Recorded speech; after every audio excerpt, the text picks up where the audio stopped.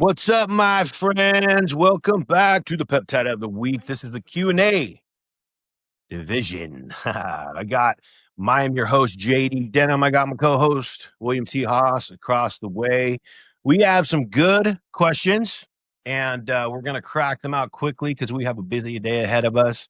But Will, how you doing, buddy? I'm doing well, man. It's Friday. Life's always Friday. Better on a Friday. Always is better. Still sad about my dog who's in imminent death. And he's sitting right next to me. He just keeps inching closer, trying to get run over by my chair. Oh, poor guy. Will's had this dog as long as I've even known him, and he's not doing well. So, you dog people out there, give him your thoughts, because his dog Oscar is on his last leg, so to speak. Yeah, he had a seizure on Sunday night, and so I brought him in. And last week, before that, he was running around chasing squirrels, killing things like he normally does, having a blast. And then he had a seizure Sunday night, and I brought him in. They did x-rays, and he is full of cancerous tumors from his stomach, inside of his lungs, and in his brain. And so yeah, put things in perspective very quickly, right? Yeah. What's important? Yeah, for sure. So now he comes with me all the time because I don't want him to die alone or have a seizure alone. We love him in the office, man. He's a good dog. Yeah. So I'll get it cracking on this, brother. I'm going to start us off. Okay. I like that we're getting some testosterone replacement ones too. I like those types of questions. So let's start off with that. It's going to say, first question is it okay to inject testosterone cypionate subcutaneously instead of intramuscular? So I like this one because I've done it. I've been on testosterone replacement somewhere around 10 years. So I've done it all. I've done it where I've done it microdosing daily. I've done it where I've done it once a week. I've done it sub-Q and I've done it all. So the way I would answer that is very simple. It's a matter of however you want to do it. And I would imagine if you stay in it, on it in perpetuity, like I will, you're going to need to change it around a little bit because you get sick of kind of doing it in the top part of your butt, shoulder, and you just start to change. So you could do it either way. My testosterone doctor, so you all know, told me that he thinks I should do it sub-Q. I did that for a while, but I didn't really like injecting the oil into my stomach personally, so I stopped quickly. But you can. Mm-hmm. Yep, I have done that. I've done it. I mean, obviously, look, the oil doesn't soak in like it does into your muscle. So if you're going to do it, obviously you shouldn't be doing like a twice a week, a lot, because it's once a week. Big old bulge in there. So I would do it every day, sub-Q, and just a smaller amount. And on paper, it's actually supposed to work a little bit better and make you aromatize a little bit less. And so, yeah, dude, personal. Yep. It'll work. You can do it. Switch it up. Yep. All right. Next one. What's the best for muscle and tendon repair, fat burn, and muscle growth? Thanks in advance. Your videos are inspiring. Keep knocking it out, brother. That's for you, I think. Both. So muscle and tendon repair. So tendon and ligament repair, BPC 157. Period. That's your best thing for that, for sure. I spot inject it. It works best that way. Muscle repair, I don't know. I prefer to use the TB 500 plus BPC 157. TB 500 is going to help with the overall recovery as well. Yep. Muscle repair, any of the HGH secretagogues are going to help your muscles repair faster. And which is muscle repair is muscle growth, right? We're in the gym, we work out, we're not building muscle in the gym. You're tearing muscle down, causing thousands of small little micro tears. Then you eat protein and you rest, and our muscles always grow back bigger and stronger than they were before because they said, damn, you put me through this too much trauma that I could not handle. I better prepare for the next time you do that by getting bigger and stronger. And the based on how fast they recover, right, allows you to work them out sooner and harder and break them down, then they'll build back more, right? This is the beauty of basically of testosterone, is we're growing 24/7 instead of mostly just at night. Your muscles get to repair constantly, so you can work them out harder and more frequently, and therefore more growth. And like you said, one of the things that has worked for me over time is I like human growth hormone daily on starting it off in the morning. I've been taking it for a very long time. And I think that having the human growth hormone, could you take it for a long time? It takes a while for it really even starts to really shine. But for older guys over 40, I think the HGH is important. And then adding a secretagogue at night. There's so many different secretagogues, I would imagine. And what I do is I bounce around quite a bit. Tesamorelin is my favorite out of them, but there's so many of them. And adding both would be great if you're older. Would be my answer on that. They work out well. All right. Is it possible to take mixtures of different peptides without having to go on test also? If test is recommended, can I go with enclomiphene and plus peptides? Ooh, Will, this is a good one for you. Yes. Well, there is no. So first of all, like testosterone does so many good things for us. It is like the golden elixir, right? There is nothing that really there's no peptide or peptides that can mimic everything that testosterone does for us. And clomiphene, though, is actually really showing, and I've seen it work with people and seen their tests.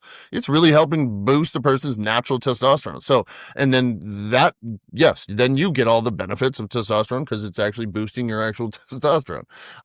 So in clomiphene, yes, plus peptides. There are some different peptides that do different specific things that can help in some of the realms that testosterone helps, but not all of the realms. Any of the HGH secretagogues can help repair muscles a little bit faster.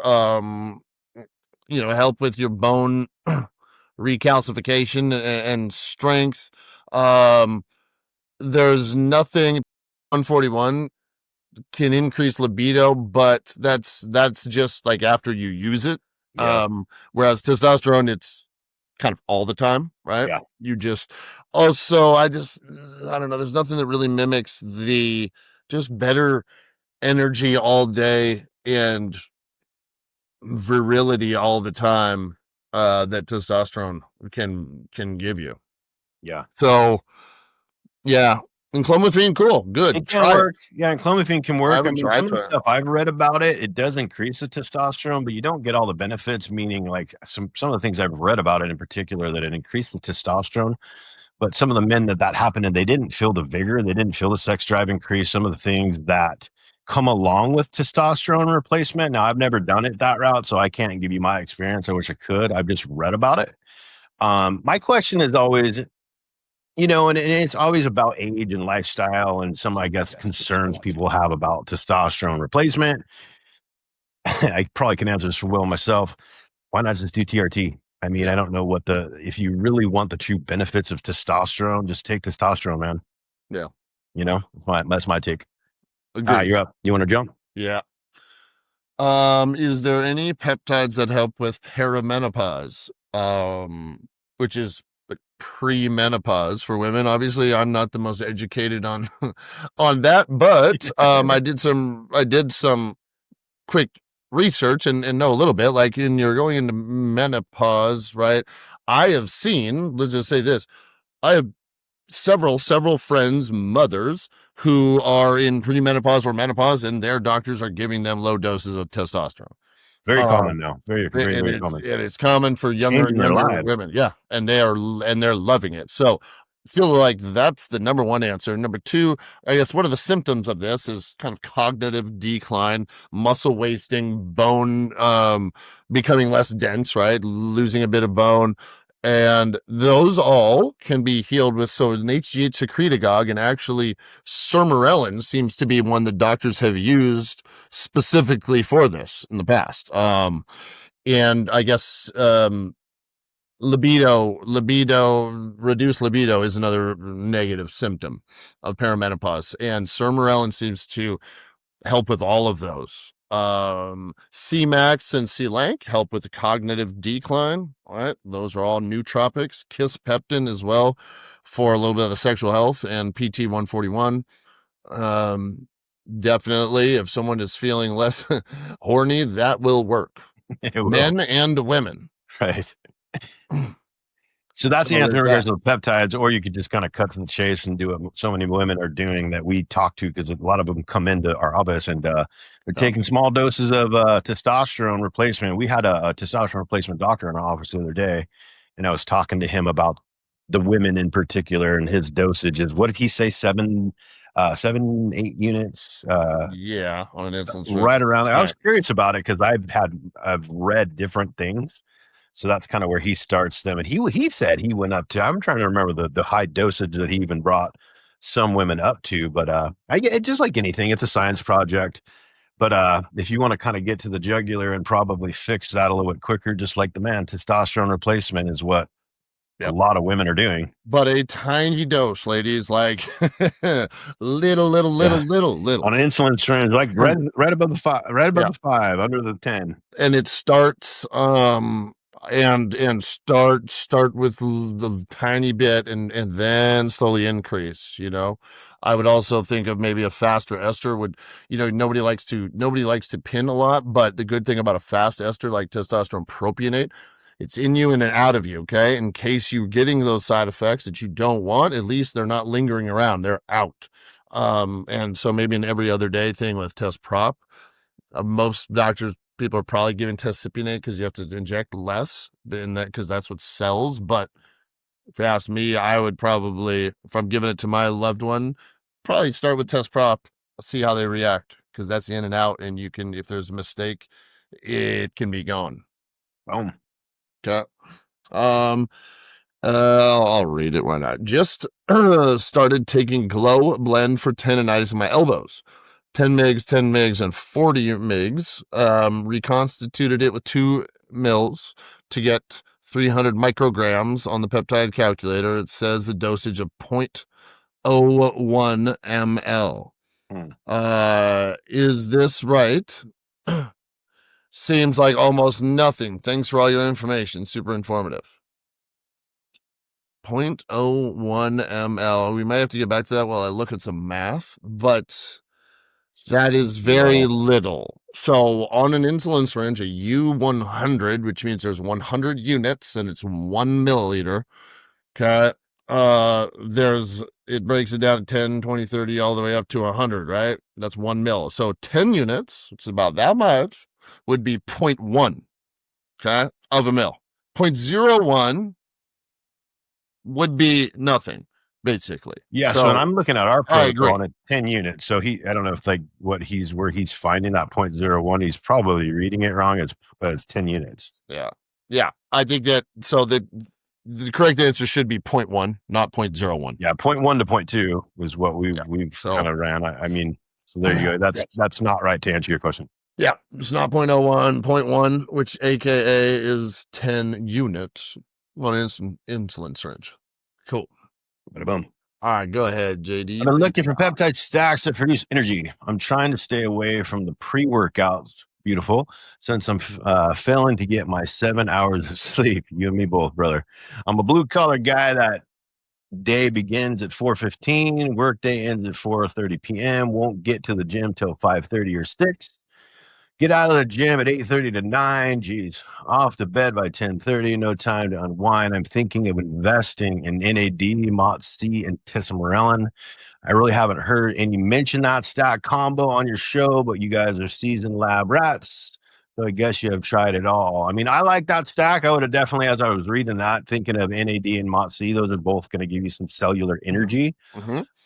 Tesamorelin's not going to be really anything for energy. I'm a huge fan of it. NAD and MOTS-C would answer your question. I like adding the tesamorelin into it because it's just a great peptide, but it's not going to give you really necessarily any energy, in my opinion. The first two will, NAD and MOTS-C. What do you think, Will? Mm-hmm. Absolutely. I think it's great. That's a great idea. I would maybe try C-Max also. C-Max is a nootropic that will give you more mental energy. So those ones, those others, and even even like Sloop 332. Yeah, but that's a great stack, and maybe think of those other two as well. Boom. All right. My 47-year-old mother has been diagnosed with fibromyalgia, says that her liver enzymes are also. She really wants to try peptides, and I want to buy her a stack. She definitely wants to try BPC 157. What else could she add? So I would also I would add KPV, right? That's just really going to help her gut health. A lot of other issues arise from that, and especially as we get older. For your liver, glutathione. Glutathione is for all your internal organs and is a great vitamin. That's easy. That's just the intramuscular injection. And NAD. NAD. So NAD was first used in the UK. I've in a clinic, literally working with alcoholics who have severely damaged their livers, and it was bringing people back, right, who were jaundiced eyes and liver failure, and they were using NAD as like their primary treatment. Now, that clinic got shut down. I think that's the end of it, because it was not approved for that use, and they were probably healing people too much, and the powers that be didn't like that. But I would, if it were my mother, that's what I would do. It's a good one. Yeah. And the fibromyalgia, hell yeah, the beep. I would maybe, even if you're going to do BPC, might as well do TB 500 also. That'll also kind of help with pain of the fibromyalgia, which is oversensitive nerves. It ain't going to hurt at all. TB 500 is great, and it'll help reduce inflammation. Thymosin Alpha is another awesome one, which is definitely the fit within king that. of reducing inflammation and increasing immune system.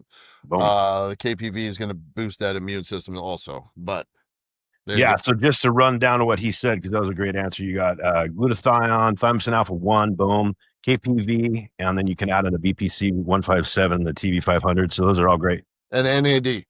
NAD, yep, great. That's a great. So there you go. Research those. Yeah.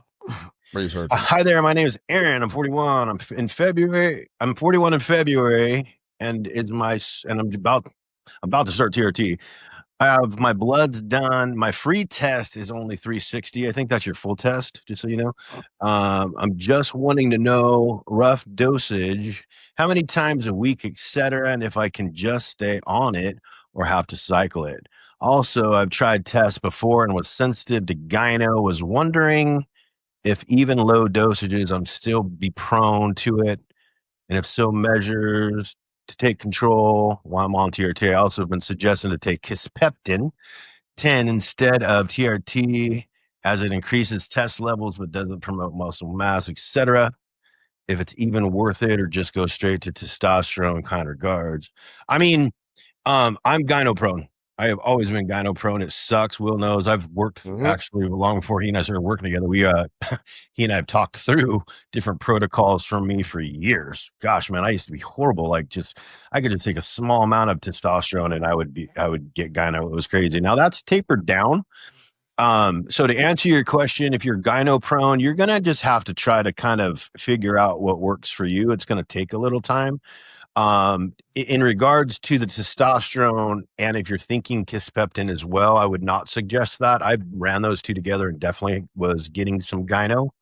So I would say, here's the thing, man. The reason we know some of this stuff is because we tried it all. I've tried a lot of different things, and everybody is a science project and reacts very different. So you're going to need to kind of find your sweet spot on all of this. I would say try to do TRT for 3 months, come off on a PCT and maybe run the Kisspeptin for 3 months, and you can see how you feel and how you do. That would be my answer. Just so everybody knows that's listening. A lot of people think once you start TRT, you can't stop TRT. I don't even have a clue where that came from. You definitely, absolutely can. Now, you do not need, please don't ever start it and abruptly stop testosterone, because you will have no testosterone and you will feel like absolute dog shit. you need to have a PCT taking certain things that are going to bring your testosterone levels back up. But to answer that too, so everybody knows, you can come off testosterone replacement done properly. Yeah. And I think you nailed it. Just to be clear, right? 360, which is usually measured in a blood test in nanograms per deciliters, has to be your total testosterone and not your free testosterone. Yeah. Because that's way too high of a free testosterone to score. But that's a super low total testosterone score. You definitely need to be on testosterone. Man, you will feel so much better. And what he didn't mention is like, bro, this is what AIs are made for, right? This is what Aromasin, it's a little bit stronger, and anastrozole, aka Arimidex, this is what they are for. Like everybody who is on testosterone, everybody converts to estrogen. Okay. Some people like JD convert faster and higher, and therefore he should be taking more of his aromatase inhibitor. But if you haven't tried that, maybe you have, and maybe this is all like, I know JD's tried it and it still doesn't really matter. He's still prone to it. But if you haven't tried that, you have to do that. Right. Yeah. And I don't know where the misconception, nowadays I hear a lot of people. Well, first of all, I hear people that are like big bodybuilders say, I've never taken an AI before in my life, and I've never had any. They're lying. I've dealt with thousands of people, and I've never met a person who's doing over 500 milligrams who doesn't need an AI. And so if you're prone, you need one, you just take a little bit less, but you need to take that. Yeah. Yeah. And you can also help by microdosing it. So if you do one shot of testosterone a week, that probably would it wouldn't be good for you. What I would do is microdose it either like 3 times a week, or even you could do small amounts daily. Yep. That seems to help with the gyno. Or try sub-Q, like we said earlier. Sub-Q. Yep. You're going to have to just try it all, man. But you can just see where your sweet spot is, try them both, and that's how you know. You learn by experience. Okay. How about this? How much Sermorelin should you take when taking it 3 days a week? Go ahead, JD. Well, I wouldn't suggest you take it 3 days a week. It's a secretagogue, and I would imagine my suggestion is you should take it daily. So if you're taking Sermorelin, 1, what's your objective? Why are you even taking it? 2, if you're going to take it properly, which is not 3 days a week. So I would say take it daily at night. Yeah. Yeah. Okay. Have you tried the Sloop 332 in liquid form? And if so, what do you think? So I have tried, and we have tried Sloop 332 in sublingual tablets, right? Which means it melts under your tongue in that mucous membrane, and then also in the peptide form. I think that's what you mean by liquid, where you add some bacteriostatic water, you reconstitute it in liquid. On paper, the best bioavailability is sublingual, hands down. Better than actual, just like an oral capsule that's going in your stomach. So on paper, sublingual. But I think JD is one. If you ask people, I've had a whole lot of people tell me that they think the actual peptide maybe works a little bit better. But then again, I've had people tell me that the sublingual one they think works better. So it's worth a try. Try them both. I mean, I can't even necessarily, when it comes to Sloop, do I have a preference? I'd be honest with you. I've done them both. I don't notice really a big difference. If I had to choose, I would probably go with injectable, just because it's kind of embedded in my head with my studies that injectable works better. But we have done the studies on these two, on Sloop in general, and it's one of the ones that we do believe either way is fine. Yep. True. Yep. And now I need to go. Do you have the next page? Next page. I will open it up. Okay. Hey, do you ship to Europe? If not, when will you? We don't ship anywhere. But he can send you a place to get some in Europe. Yep. If I do TRT, do I need to cycle or stay on it permanently? We answered that. And this last, you know what? Somebody asked, what's the best peptide for insulin sensitivity? Retta. Retta, aka GLP-3R, is amazing stuff, man. That is like good for your liver. It will increase your insulin sensitivity, which is what we want. it will help your like heart health, liver health. I mean, I have noticed all of those things. I've read some research, the preliminary research on it, and I would do that. And I would, do small doses of it. Maybe like a half of a milligram, 500 micrograms, 2-3 times a week. Yeah, absolutely. That stuff is awesome. It really is. And I think that's it, man. I mean, that's it. There's one guy that left a very long question. I'm 43 years old and started my fitness journey in March. Whoever had wrote that's a very long thing that kind of a little long to read. Shoot me a DM, man, and I would be happy to answer that. And we can, I can go over that with you. It sounds like, okay, for this guy too, and you probably know who you are. Like, it sounds like you're kicking ass, and the doctor did exactly. It sounds like you have a pretty good doctor who gave you all of these things, and gave you what you wanted, which was to be back in your marine shape, and be lean and mean. But you did ask, I want some other peptides that help tighten skin, and the answer is, I would say Snap 8. Botox in a bottle. Yep. Snap 8 is what makes Botox. But it can be actually just reconstituted and injected in your sub-Q. And I would give that a go. That is therefore to tighten skin. Try that. Yep. And that's it. Boom. Man, those are great. 18 questions, so we're moving up on that. But great questions, man. And I like the peptide ones, and I also like the TRT questions. So, man, keep them coming, guys. We'll do this as long as you have questions firing. And I don't know, anything else you got? That's it. All right, man. Well, you guys have a great day. Happy Friday to you. This will be dropping tomorrow, and we'll catch you next week on the Peptide of the Week. All right, cool. Later. Bye-bye.